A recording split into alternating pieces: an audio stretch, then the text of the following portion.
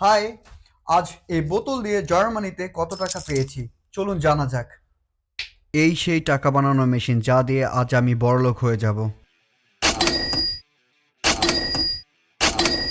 টাকাই টাকা।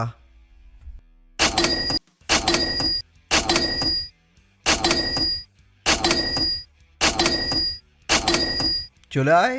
এই চলে আসলো 10টি বোতল দিয়ে 2.5 ইউরো পেলাম, 2.5 ইউরো।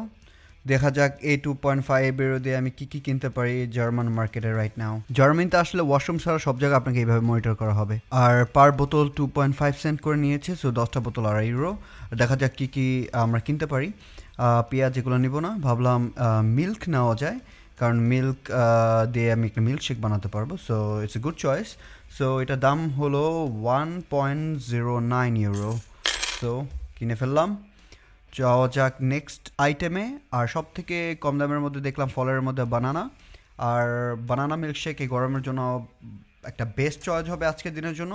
সো চলে যাই এটার দাম দেখার জন্য, কারণ এটা দাম জন্য আমার পার্সোনাল ওয়েট করে নিতে হবে মেশিনে, যে পার ওয়েটে কত টাকা চলে আসবে। সো দেখা যাক। সো এটা প্রাইস দেখা যাচ্ছে 46 সেন্টস। সো কিনে ফেললাম। এখন আমার হাতে আছে 95 সেন্টস। এটা দিয়ে আমি কি করব, সব থেকে আমি দেখলাম সস্তার মধ্যে বেকারি আইটেম ছিল, তাই আমি এখানে চলে আসলাম।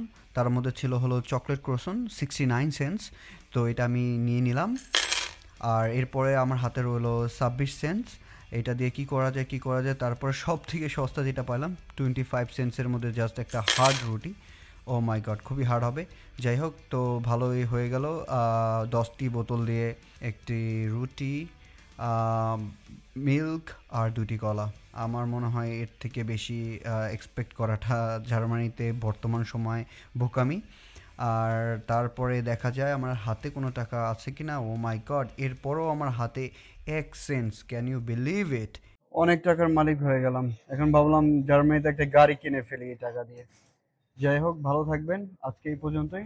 নেক্সট একটা এপিসোডে দেখাবো আরও কিছু ফানি ভিডিও। ভালো থাকবেন, বাই।